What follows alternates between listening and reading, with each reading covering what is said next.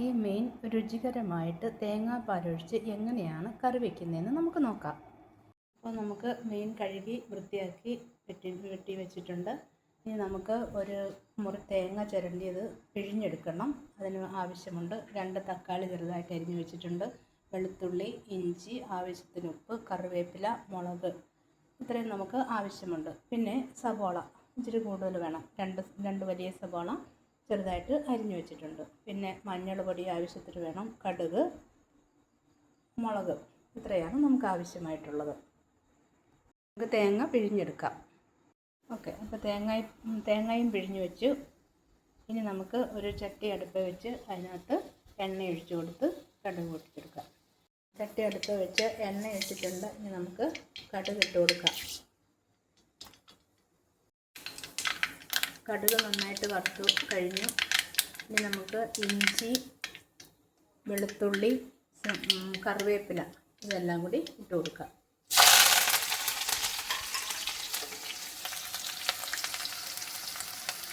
Okay, ഈ items ഒരുവിധം മൂത്ത് കഴിഞ്ഞ് ഇനി നമുക്ക് സവോള ഇട്ട് മൂപ്പിച്ചെടുക്കണം.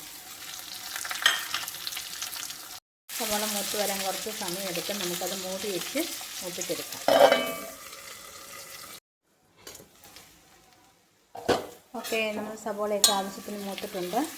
നമുക്ക് നമ്മുടെ പച്ചമുളക് ഇട്ട് കൊടുക്കാം. പച്ചമുളക് ഒന്ന് ഇളക്കിയതിന് ശേഷം നമുക്ക് തക്കാളി ഇട്ട് കൊടുക്കാം കേട്ടോ.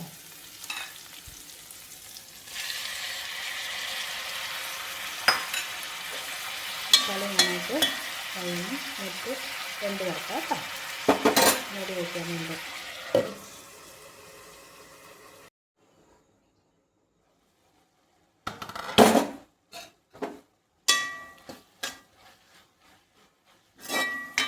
സവോളയൊക്കെ ഒരുവിധം വെന്തിട്ടുണ്ട്. നമുക്ക് ആവശ്യത്തിന് ഉപ്പിട്ട് കൊടുക്കാം.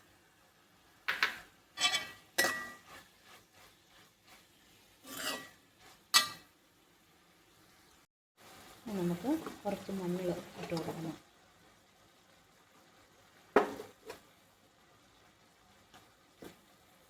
രണ്ട് സ്പൂൺ മുളക് പൊടിയും കൂടി ഇടണം കേട്ടോ.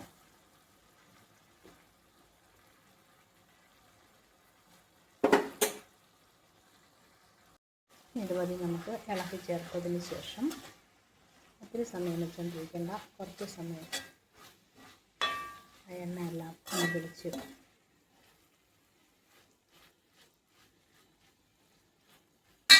എന്നിട്ട് നമുക്ക്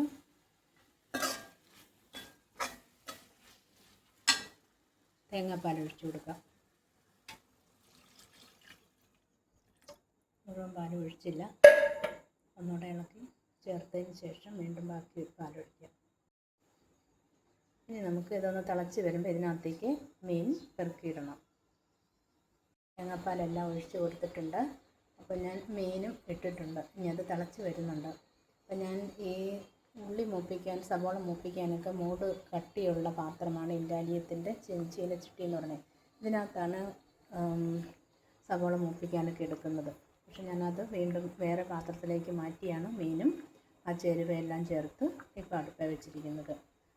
ഓക്കെ, ഇതാണ് ഏറ്റവും ഉത്തമം. ഇത് മൂപ്പിക്കാനൊക്കെ നല്ല പാത്രം അതാണ്, കറി ആക്കുന്നത് ഇതിനകത്ത്. ഓക്കെ, ഇത് പറ്റി പാകമായി വരട്ടെ കേട്ടോ. ഓക്കെ, നമ്മുടെ കറി പാകമായി വരുന്നുണ്ട്. കുറച്ച് സമയം കൂടി നമുക്കൊന്ന് പറ്റാൻ വയ്ക്കാം കേട്ടോ. ഓക്കെ, നമ്മുടെ കറി റെഡിയാണ്. ഇനി നമുക്ക് തീ നിർത്തി ഓഫാക്കി കേട്ടോ.